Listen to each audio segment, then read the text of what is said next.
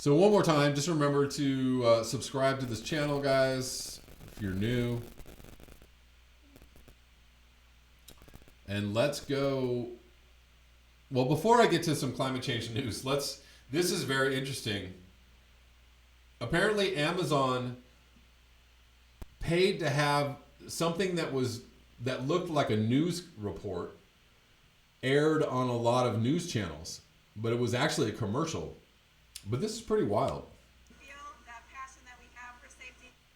Staying at home are relying on Amazon. Millions of Americans staying at home are relying on Amazon. Millions of Americans staying at home are relying on Amazon. Millions of Americans staying at home are relying on Amazon. Amazon has transformed its operations in response to COVID-19 to protect employees and keep packages flowing. Amazon has transformed its operations in response to COVID-19 to protect employees and keep packages flowing. The company is keeping its employees safe and healthy while still delivering those packages to your doorstep. The company is keeping employees safe and healthy. The company is keeping its employees safe and healthy. The company is keeping its employees safe and healthy. The company is keeping its employees safe and healthy. The company is keeping its employees safe and healthy. The company is keeping its employees safe and healthy. The company is keeping its employees safe and healthy. It spent $800 million on increased wages and overtime pay during the pandemic. It has spent $800 million on increased wages and overtime pay during the pandemic. It has spent $800 million on increased wages and overtime pay during the pandemic. It has spent $800 million.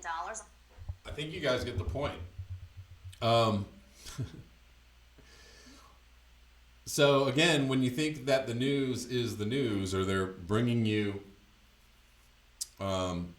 news items or content,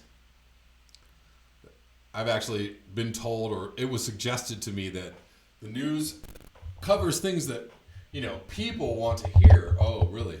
So it's people driven. It's not.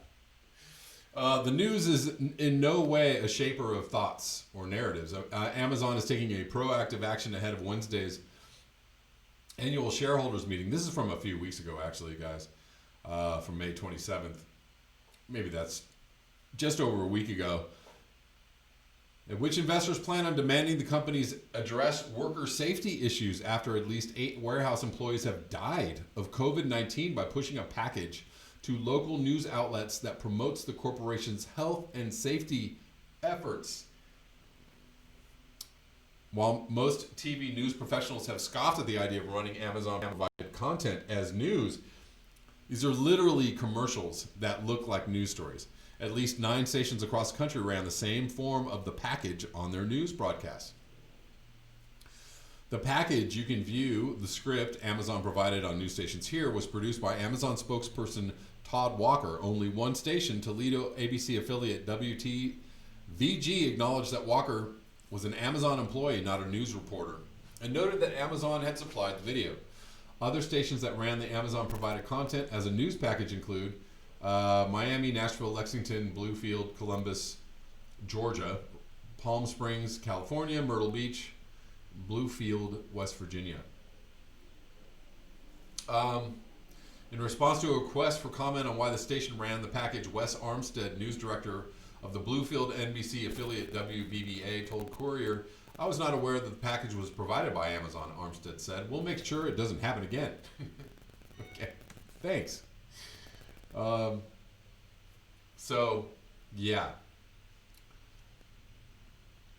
When you think you're watching news, but you're actually watching a commercial for Amazon, because they care about you. They're really here to help you, and not to rip you off, or rip off their employees, or not give their employees health coverage or health care, or PPE.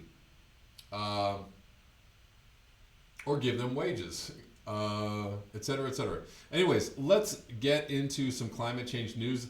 This is pretty wild.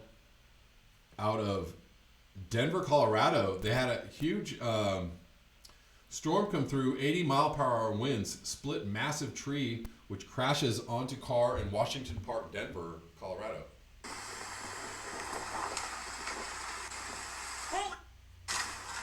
Hiya.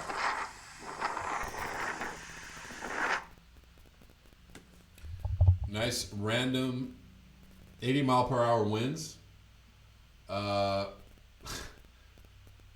And watch yourself. If you're around a tree line in 80 mile per hour winds, probably good to get into some cover. Lastly, hold on one second.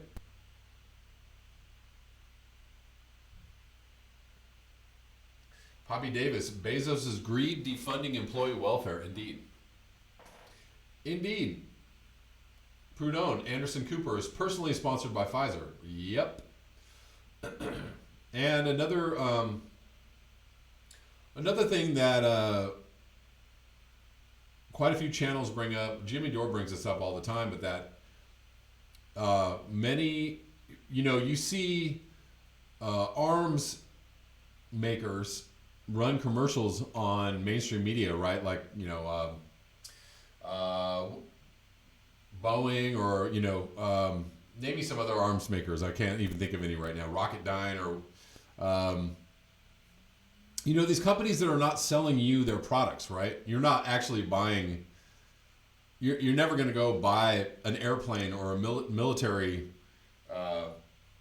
gear from these companies, right? But they run commercials on mainstream TV, and the purpose of doing that is to buy influence, right? They want to make sure that whatever these news corporations are saying, that they are never going to badmouth them or make them look bad or run stories that are anti-war or talk about candidates who are anti-war, right?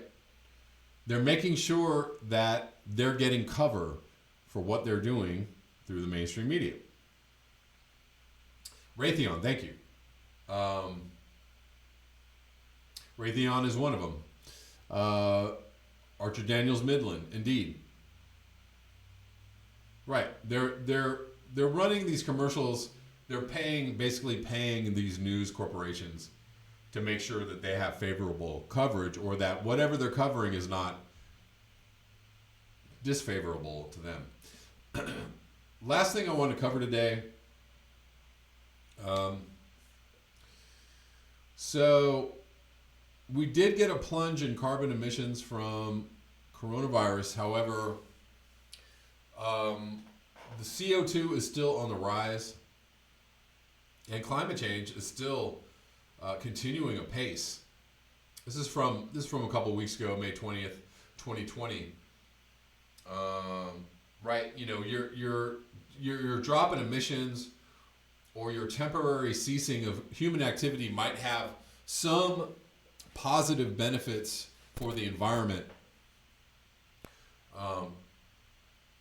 immediately, right? That you can see, right? Like the smog is gone from the air, et cetera, et cetera. But climate change is a result of 100 years of pollution.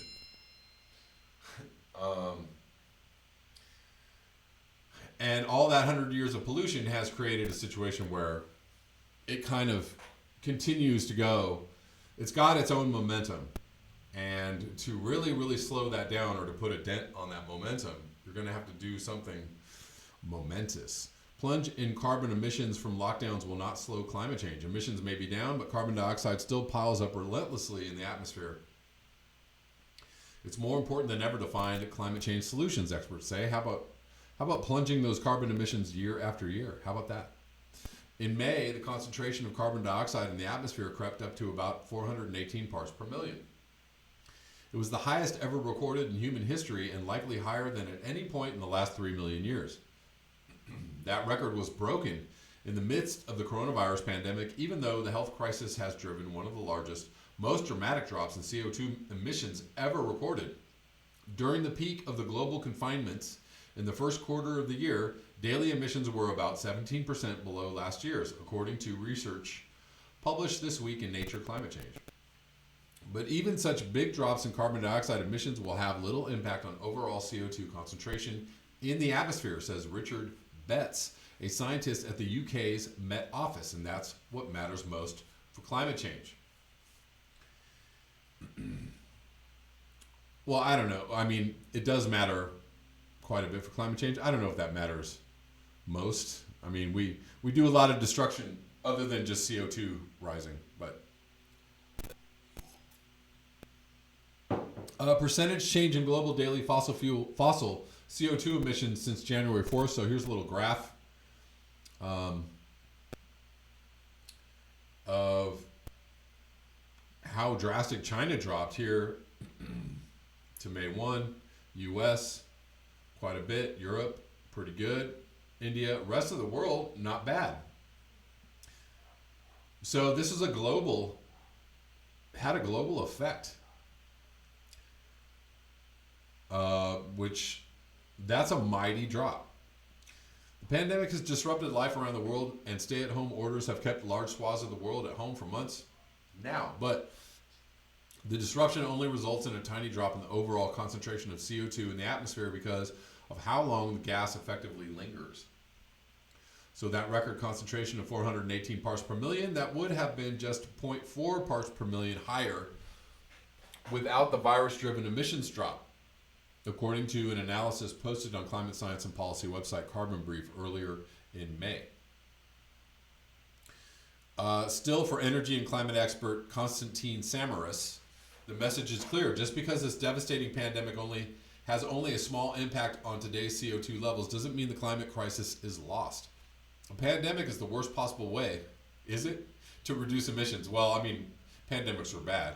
There's nothing to celebrate here, says Samaras of Carnegie Mellon University. We have to recognize that, and to recognize that technological, behavioral, and structural change is the best and only way. Only? Is it the only way to reduce emissions? Okay.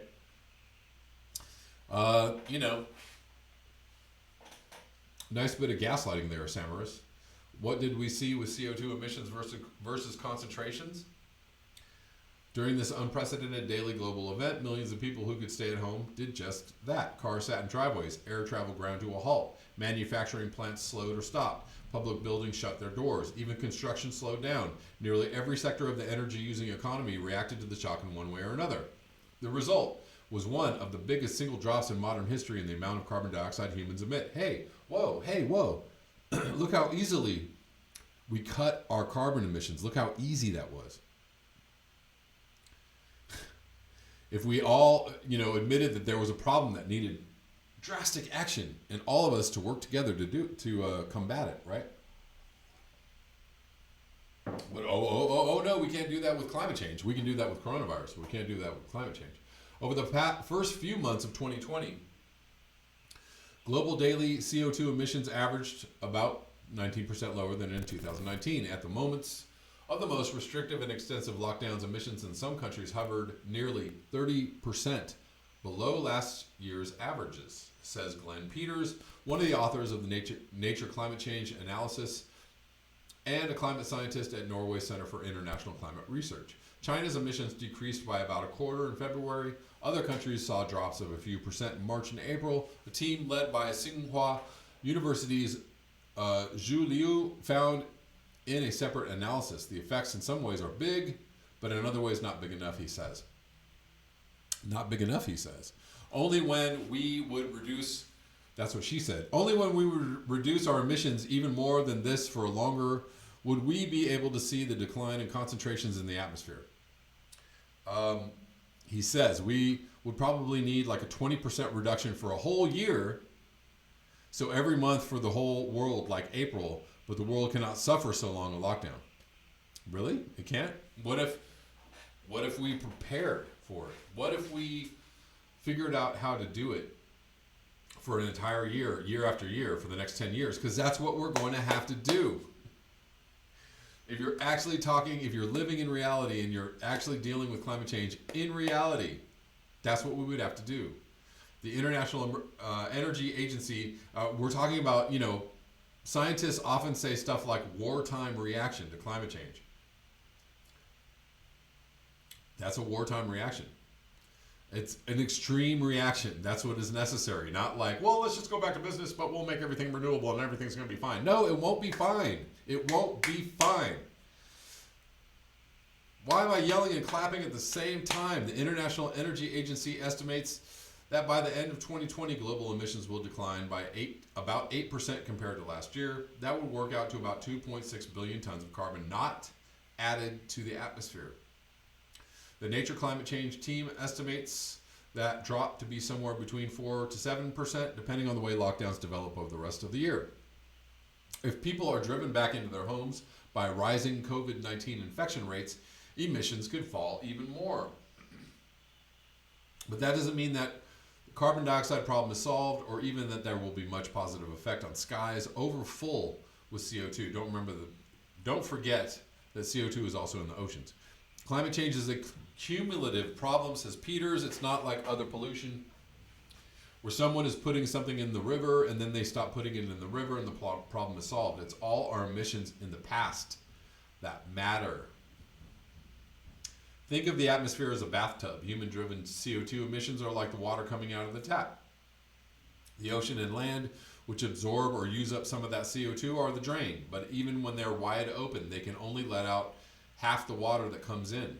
When a momentous event like this pandemic happens to push CO2 emissions down, it's as if the bath's tap has been shut by 17%. But over 80% of the water is still gushing into the tub. So the water level in the tub will still rise. It might not fill as quickly as it did before, but it's definitely not draining completely. I really like this analogy. It's very simple to understand. In short, even though emissions have dropped, CO2 is still going into the atmosphere, and it will still accumulate there, just as it has since humans started burning vast amounts of fossil fuels. We treat the atmosphere like this big waste dump, says Ralph Keeling, a scientist at the Scripps Institute of Oceanography, whose lab runs the Mauna Loa long-term monitoring project of atmospheric CO2. But when you throw something in the trash, it's still in the landfill. It's still out there. We can't just sweep it away. This is a very good analogy too, because when you throw something in the trash, it's still in the landfill, right? Where are we throwing all this garbage that we're consuming? All the stuff that we're consuming, where is it going? Sometimes it goes in the landfill, sometimes it goes in the ocean, sometimes it goes in the air, sometimes it goes in your body when you inhale it or absorb it.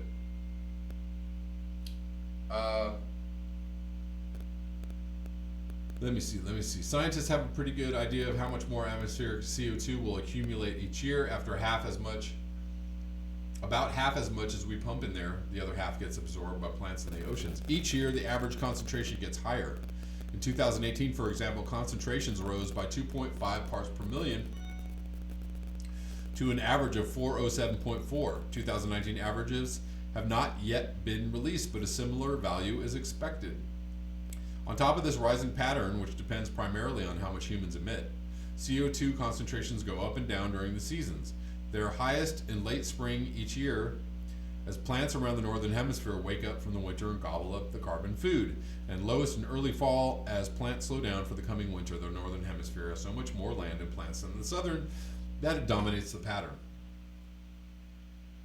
Betts and his colleagues run a model that makes these predictions for the coming year. Their forecasts are usually remarkably accurate. As soon as it became clear that coronavirus would suppress emissions this year, they realized that they could figure out exactly how much the drop would affect the overall concentrations of CO2 in the atmosphere. By the beginning of the pandemic, Betts' team had already predicted that atmospheric CO2 was supposed to do in 2020.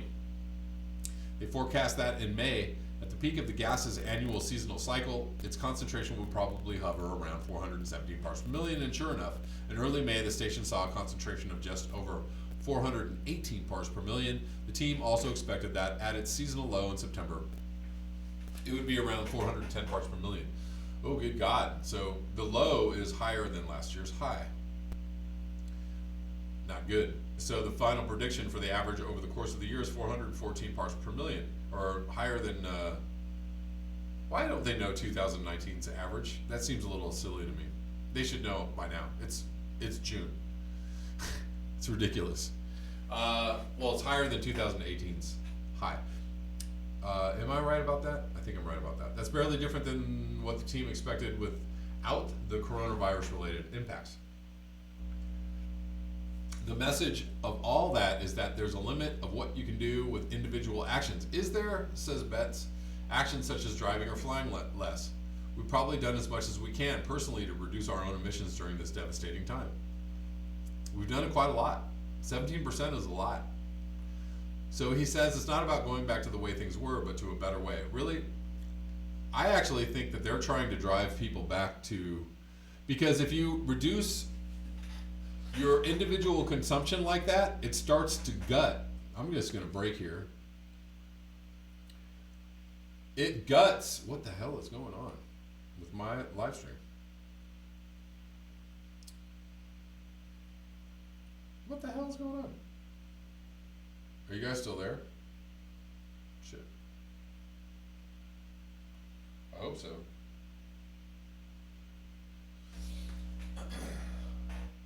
Are y'all still watching? Shit. Oh, I guess so. Yeah, that's weird. My whole last live stream dashboard just went kablooey, so I don't even know if you guys are here or not. So I don't know what the hell. But I see that there's a few people watching, so we'll just keep going. Sorry if there was any interruption in the feed. Not really sure what's going on. Yeah.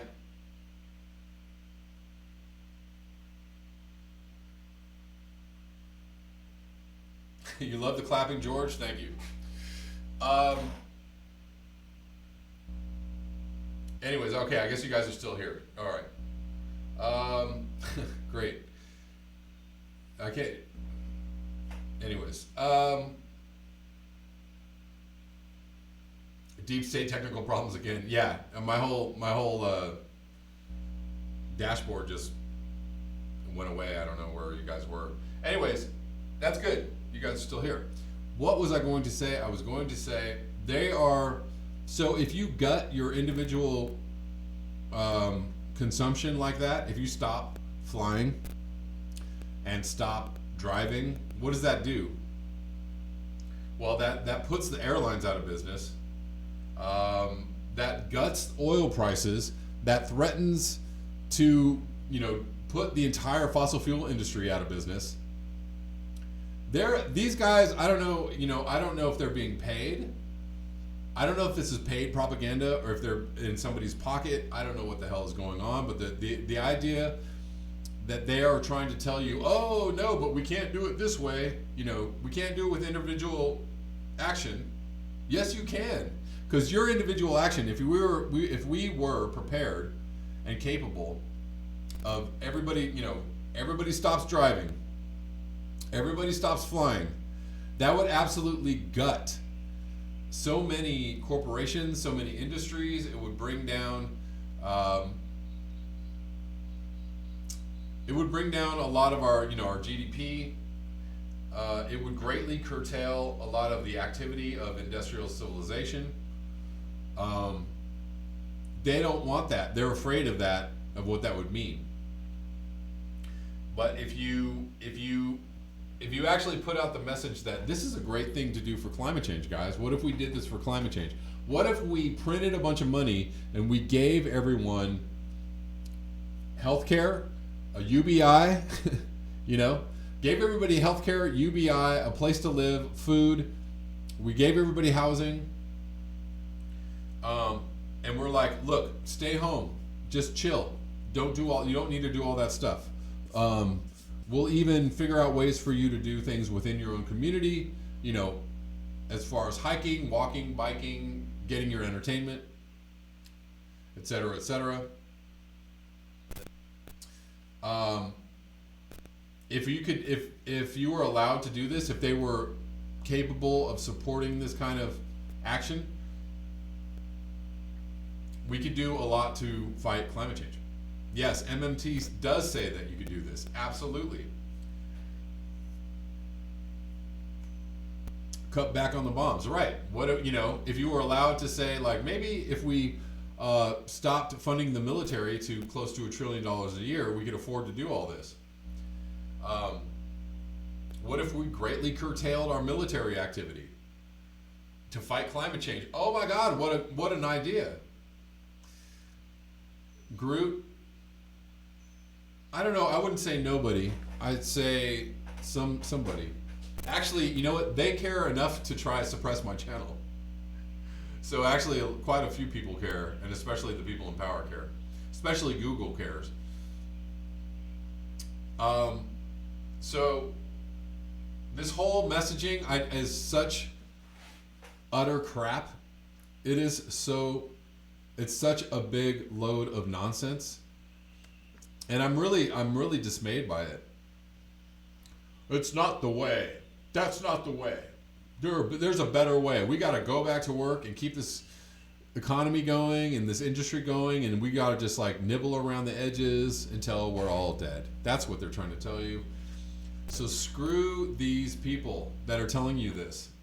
This is absolute bullshit. Coronavirus gave us a blueprint for lowering emissions on a level that could possibly turn the entire ship around in a very short space of time.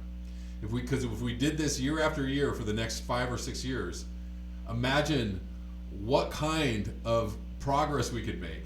Imagine the massive dent we could make on climate change or on our footprint.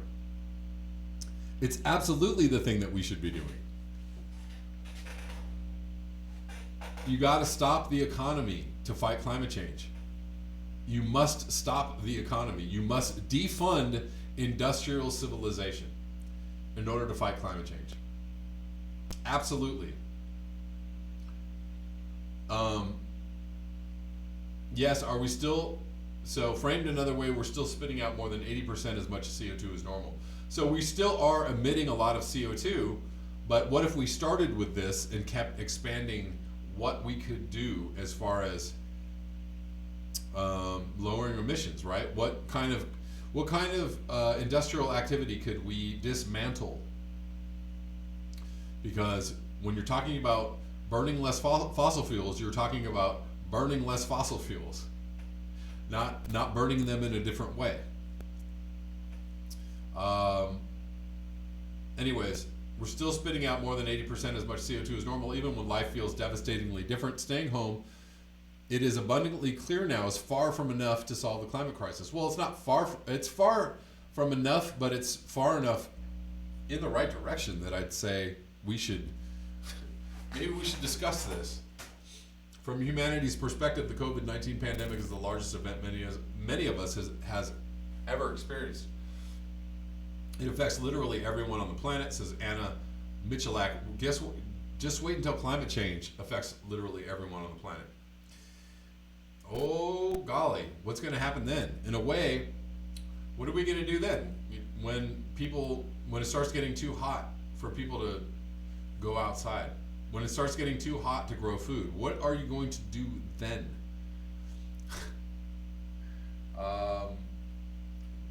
Cook up new techno fixes, how to keep this going. In a way, it's hard to mentally reconcile that with just a small difference in emissions. It seems almost dismissive. But what's important to remember is that this shows how the use of carbon as a fuel source is so deeply embedded in every aspect of how humanity runs itself. Really? Do you think so? So the emissions keep happening, she says. Golly. The IPCC has warned that global temperature rises should be limited to 2.7 degrees. 2.7? Oh, Fahrenheit. 1.5 degrees Celsius. I was like, did they move it again? Beyond pre-industrial levels in order to keep the worst, most devastating effects of climate change from battering human societies. To hit that goal, overall human-caused greenhouse gas emissions need to start dropping by about 7.6% each year. Well, hey, we're going to do that this year, right? Or we're going to get close to it this year? How did we do that? They need to start dropping 7.6% a year from now until 2030 and beyond. Eventually, of course, they need to get to zero. See how your city might change by 2070 if climate change isn't addressed. Okay, so yeah. National Geographic, you are gaslighting people. Could you stop gaslighting people? National Geographic. You're a piece of shit right now because you're gaslighting people. This year's emission drop is right around 8%. Samara says that in no way represents what a concerted global effort to actually hit the goal would do. Man, this guy is a real cheerleader for humanity. But it also shouldn't be taken as an indication that efforts would be futile. The message shouldn't be it's too hard. He says the message should be we have to work hard to find a way to do this well. Okay? Where is all the CO2 still coming from? Where? The Nature Climate Change team split CO2 sources into 6 categories and looked at how much each changed between January and April while countries rolled in and out of confinement. The biggest change in activity was in aviation. It dropped about an average of 75% by early April. The planes only make up about 3% of the CO2 emissions problem. So even that giant decrease has had only a small effect on the gushing of the CO2 tap. The other huge change was in surface transport, such as cars and trucks, where daily activity sank an average of 50%. That change translated into a big effect on emissions because driving makes up a bigger piece of the normal CO2 waste pile. Whoa, did we know that? Did everybody know that? In the 4 months that people drove less, about 6 megatons of CO2 didn't go into the atmosphere each day. Yay! Yay! Equal to about 1.2 million American cars' yearly mileage. Wonderful. Beautiful. We did it, guys. About 45% of the world's CO2 waste generally comes from making heat and power. And that's another big one. During the crisis, people needed those almost as much as ever. Emissions from power use dropped by about 15%, which translated into about 3.3 megatons of CO2 not added to the atmosphere each day. So it dropped by 15%. That's still pretty good. All in all, the reduction in daily emissions got us as a planet back down to the levels we were at in 2006. Hey, look what we did as a species, as a planet. Look what we did. Look what we accomplished. This is wonderful. This is great. Guys, we can do this. The IPCC's 2.7 degree Fahrenheit goal suggests that we need to get back to 1990s emissions levels within about a decade. We only have a decade. We only have a decade. Let's keep going. Let's keep going. Come on, team. Let's go. Let's not kill ourselves. This pandemic, it's tragic, says Michalak. It's not, but you know what's going to be tragic, Michalak? Is when billions of people die in a short amount of time because of climate change. That's going to be super tragic. Way more tragic than coronavirus. Coronavirus ain't shit. Does not have shit on climate change. Yeah, is coronavirus bad? Is it scary? Sure. Climate change. Super scary. About, 3 billion times scarier than fucking coronavirus. It's not anyone's, sorry. It's not anyone's preferred way to get CO2 reductions. But what this experience does show is when humanity is united around a goal, big changes can happen on short time scales. I'm going to read that one more time. What this experience shows is when humanity is united around a goal, big changes can happen on short time scales. Got that? Do you guys got that? Did you get that? We are united around a common goal.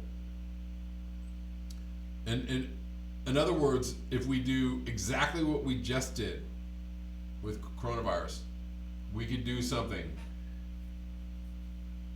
substantial around climate change.